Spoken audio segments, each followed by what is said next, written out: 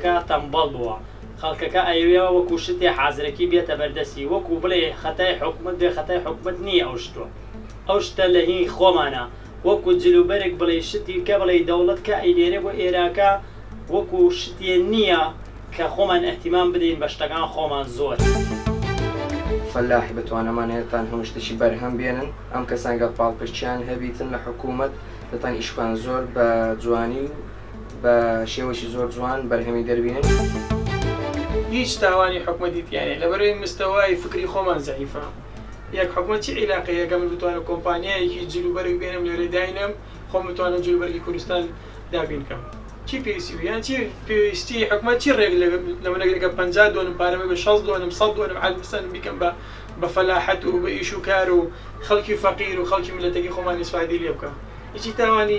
حکومەت نییە بەرهەمی ناوی خۆیمان زۆرە وەکو کارگەی پلاستیک و چیمەنتۆ و شیش و بەرهەمە ئاژەڵیەکە وەکو ماست و شیر و پەنیر و هەموو شتێکمان هەیە بەرهەمی ناوخۆی بەڵام پێویستەکە حکوومەت زیاتر پشتگیری هاوڵاتیان یان ئەو